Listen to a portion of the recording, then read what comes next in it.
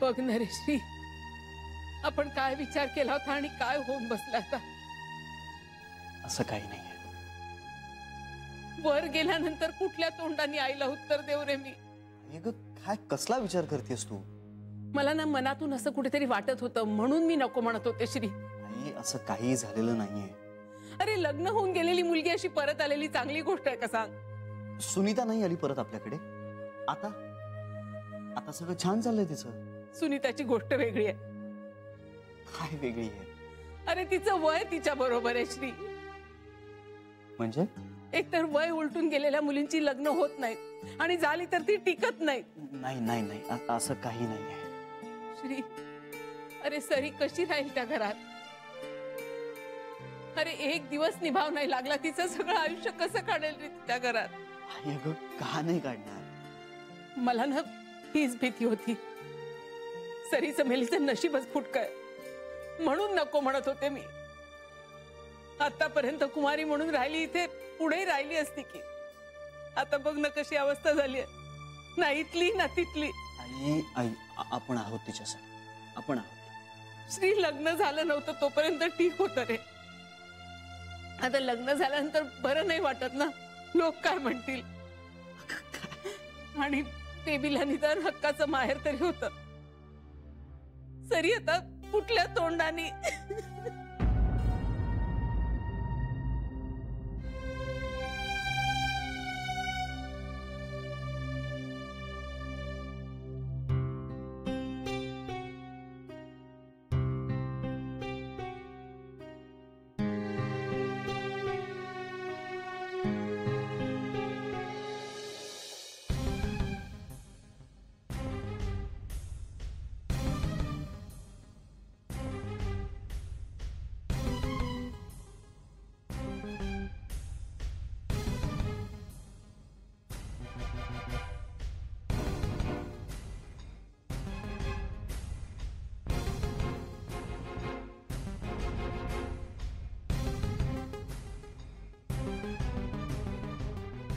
कधी ठरवलंस हे सगळं?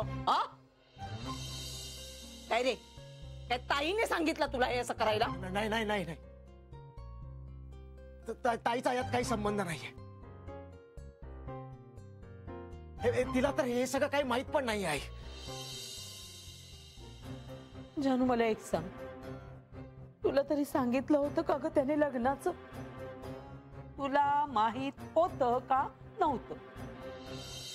तू किती वेळा हाच प्रश्न विचारणार आहेस आई? नाही, मला खरं वाटत नाही ना, म्हणून पुन्हा पुन्हा विचारते. मग पुन्हा पुन्हा माझं तेच उत्तर असणार आहे. मला त्याच्या लग्नाबद्दल काहीही माहित नव्हतं.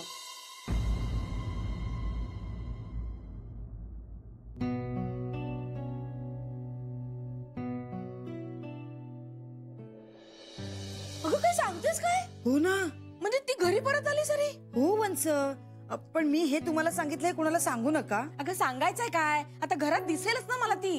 हा ते आहेच. कमाल आहे या मुलीची सुद्धा. तिची सासू विचित्र आहे म्हणे. मला आधीच वाटलं होतं. पण लग्नात बऱ्या होत्या त्या.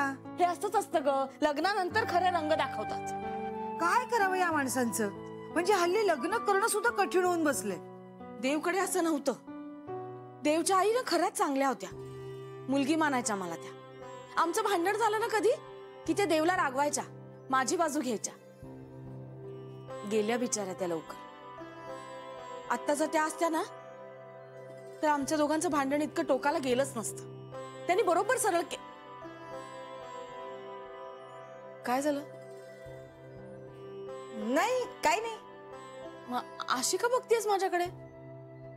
काय नाही, असंच. हे बघीन तू, जे खरं आहे ना ते खरं आहे. उगाच खोटं कशाला बोलायचं? म्हणजे देवनी जरी मला दुखावलं असलं ना तरी तरी त्याची आई खूप चांगली होती. आणि देवही तसं काही वाईट नाहीये. म्हणजे जे खरं आहे ते खरं आहे. हा,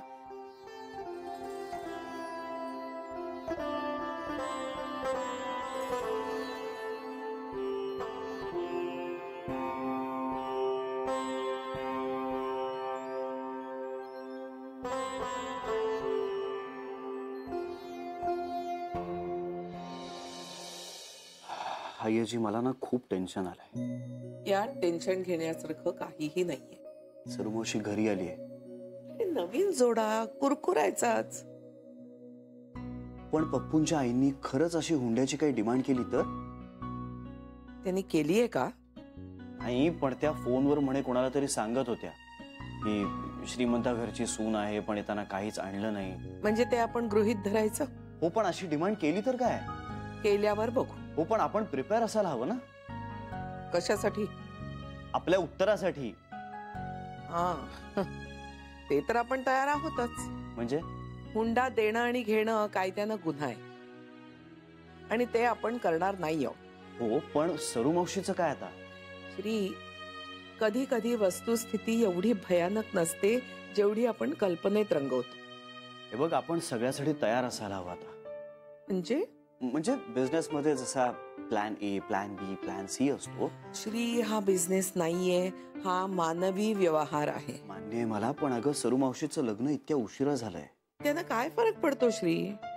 अरे आपण निदान. हे बघ श्री, जोपर्यंत त्या स्पष्टपणे आपल्याकडे कशाची मागणी करत नाहीत तोपर्यंत त्या असं काही करतील या भीतीनं काही ठरवत राहणं चुकीचं आहे.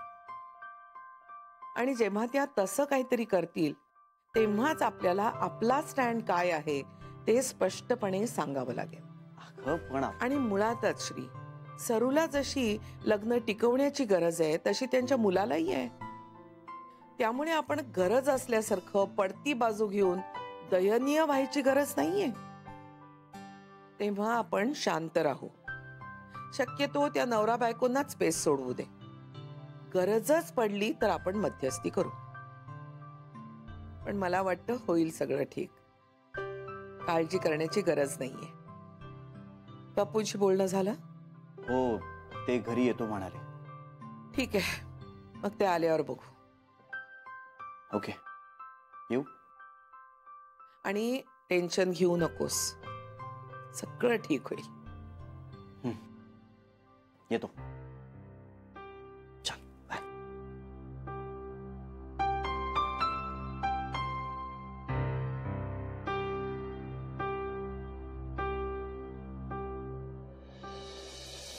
काय रोहण्याला त्याचं डोकं आहे, तो काय माझ्या डोक्याप्रमाणे नाही वागतो. अहो किती बोलले माहितीये का आई त्यांना काही कळतच नाही. नुसतं सारखं आपला अपमान अपमान. मुलगा आहे ना तो तुमचा, सख्या मुलाचा कोणी इतका अपमान करतं का? ती नेहमी अशीच वागते त्याच्याशी. तो मोठा झालाय, त्याचं लग्न झालंय याची पर्वाच नाहीये तिला. अहो पण माझा राग त्याच्यावर कशा पायी काढायचा? बाळा, तुझा राग नाहीये तो, ती पूर्वीपासून असंच वागते त्याच्याशी. नाही तर मला काही पटलं नाही बघा.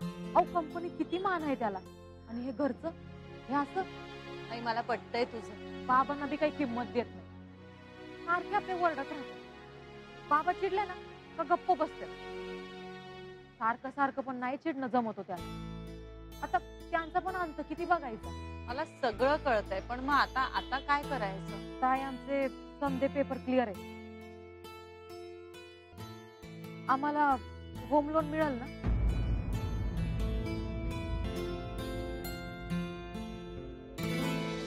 अरे पुरे कर, किती रडशील.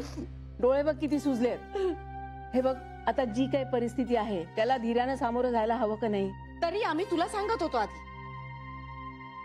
वहिनी, जे खरं आहे ते खरं आहे ना. श्री बोललाय ना आईशी, यावर काहीतरी मार्ग निघेल. मार्ग कसा निघणार आहे? हिच्या सासूला चांगलं खडसावलंच पाहिजे. Baby please. वहिनी प्लीज काय? हुंडा कसले मागतात? कंप्लेंट केली ना तर तुरुंगात जाल म्हणाव खडी फोडायला. नको, असं काही नको करायला. झालं बोलल्या. सोशिक पतिव्रता, आज्ञाधारी सून. तसं काही नाहीये ग बेबी, पण माझ्यामुळे कशाला उगा. मग काय करायचंय तुला? हा, काहीच करायचं नाहीये. ह्याचं रडत बसायचंय? बेबी असू दे ना प्लीज. वहिनी, याच्यापेक्षा शांतपणे मी नाही बोलू शकत. त्याच्यापेक्षा मी बोलतच नाही ना. जाते मी. अगं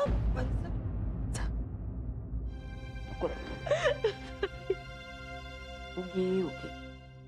नको रडू. शांत हो बाई. हा या तुम्ही या घरी या मग बोलूया आपण. हो नाही नाही बरी आहे ती. नाही रागावली नाहीये पण अपसेट आहे जरा. काय तुम्हाला माहितीये तिचं आत्यानंद महाराजांचं. हरकत नाही या तुम्ही घरी आलात की बोलूया आपण. हा आणि जेवायलाच या. वाट बघतोय या.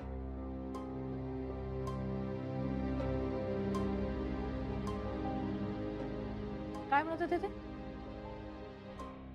घरी येतात. वेडेपणा आहे सगळा. बेबी आहेत ते आता चिडू नकोस ना. चीड येण्यासारखं झालंय ना सगळं. अगं पण चिडून हा प्रश्न सुटणार नाहीये. कुठल्या जमान्यात राहतात ते लोक? हा हुंडा कसले मागतात? लाज नाही वाटत त्यांना? शांत हो, शांत हो. आणि मला एक गोष्ट कळत नाहीये, तू का त्यांना पाठीशी घालतोयस? मी कोणालाही पाठीशी घालत नाहीये. मग तुला राग नाही येते? मला आता फक्त सरमोशीचा प्रश्न सोडवायचा बस. आणि त्यांनी हुंडाच मागितला असेल तर? असं कोणीही म्हणालेलं नाहीये. मला सरू म्हणालीये. हे फक्त तिनं फोनवर सांगताना ऐकलंय. झालं तर मग? अगं पण हे इतकं पुरेसं नाहीये. मी आधीच म्हणत होत्या हे मला काही खरं वाटत नाही म्हणून. बेबी त्या हे आत्ता म्हणून काही होणार नाही आता.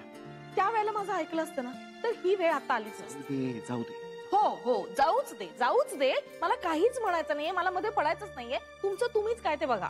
मला तर असं वाटतं ना आपण कंप्लेंट करूया, व्यवस्थित लाईनीवर येतील सगळे. अगं एवढ्याची काही गरज नाहीये.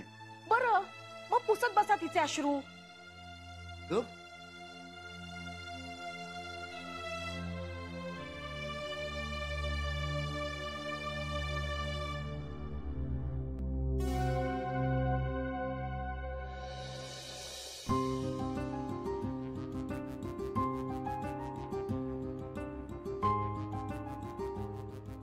सरुमावशींच्या बाबतीत चुकलं का? आई म्हणतात तेच खरं ठरलं का? आता त्यांचं सगळं सुरळीत झालंच नाही तर? नाही असं नको व्हायला. बाप रे डोकं भणभणायला लागलंय माझं.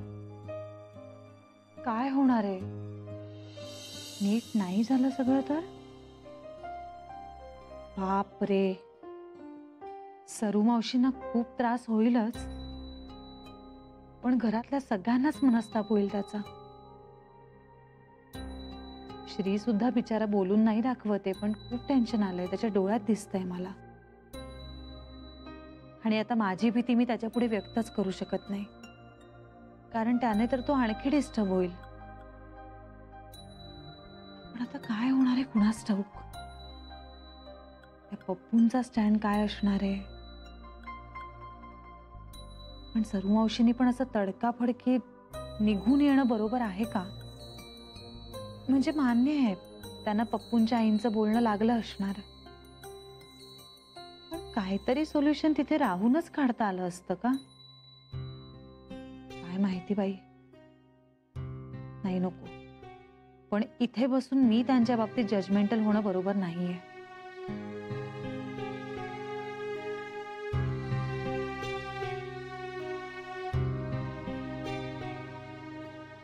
देव करो आणि आता सगळं ठीक होऊ दे म्हणजे झालं.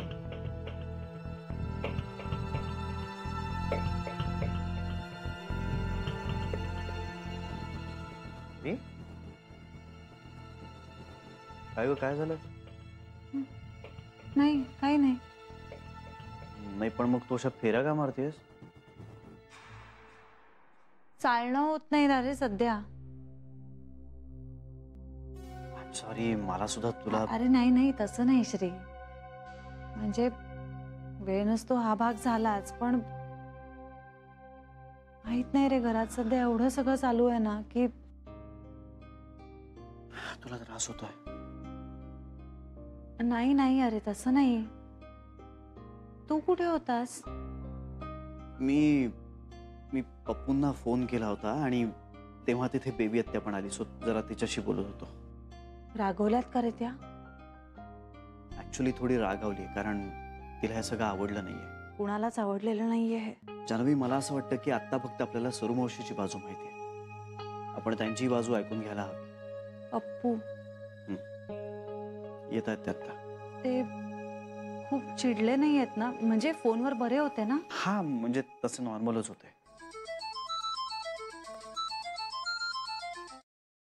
हॅलो. अच्छा निघालायत का? अच्छा 15-20 मिनिटात येत आहे. या हरकत नाही या. हो आहोत आम्ही घरीच आहोत या. चला आपण खालती जाऊया. काय तू आराम कर आता. अरे श्री, इतकं सगळं चालू असताना मी कसा आराम करू शकेन? जान्हवी तू खालती येऊन काय करणार आहेस? हे बघ, मी शांतपणे बसेन. जान्हवी श्री, मला नाही चैन पडणार. ऐकणार नाहीस तू. प्लीज ना. ये सावकाशी.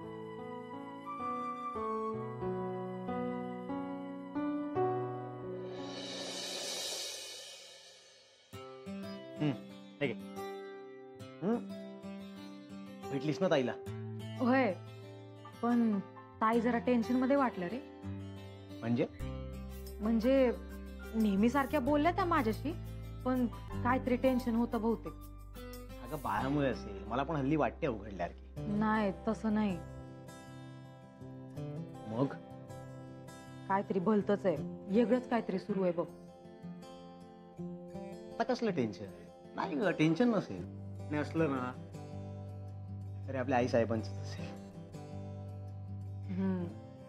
नसल बी म्हणा, मला आपलं उगाच येण्यासारखं वाटत असं. पण तू काय बोललीस तिच्याशी? ते आमचं सिक्रेट आहे. सिक्रेट? बाय बायांचं आहे, तू नको त्याच्यात पडू. अगं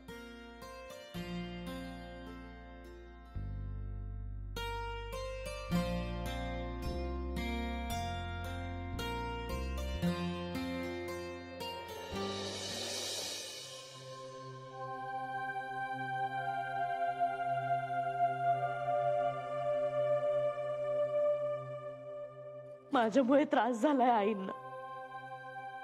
सरमावशी असं काही नाहीये, वय झालंय त्याचं.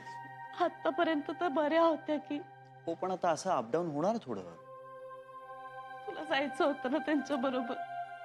मावशी, अहो काका आणि बेबी आत्या आहेत ना त्यांच्या बरोबर. तरी ग अरे आता भलता सलता विचार करू नकोस. हा, आईनी स्वर बजावलं की नाही तुला? त्याच्यामुळे सगळ्यांना त्रास झालाय. नका ना असा विचार करू सरू मावशी. तुम्ही बघा, सगळं काही ठीक होईल. येऊ का?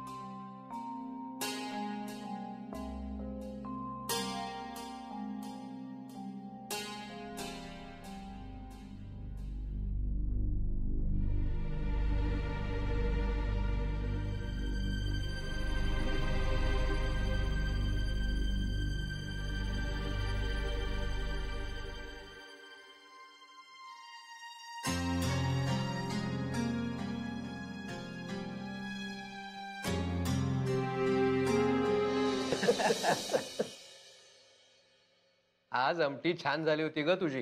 होय बाबा. मस्त केली होतीस. अहो ताईंनी मागच्या आठवड्यात शिकवली होती, तीच पटकन वहीत लिहून घेतली. अरे वा. बाबा तुमची सूनबाई आता हळूहळू शिकते सगळं. अरे शिकू दे रे. हा मग आता ताई हायच समजत एक्सपर्ट. खोटं बोलण्यात सुद्धा.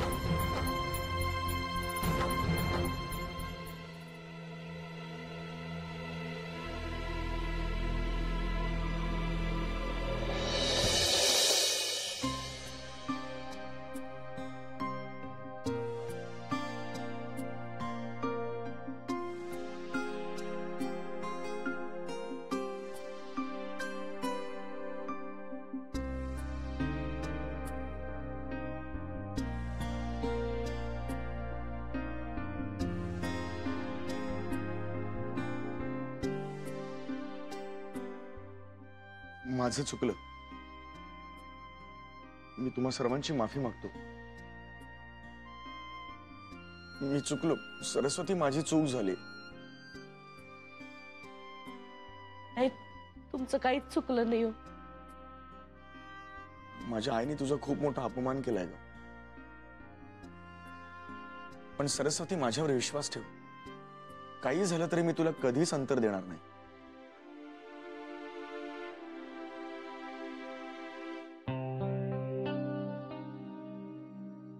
तुम्ही सगळ्यांची माफी मागतो.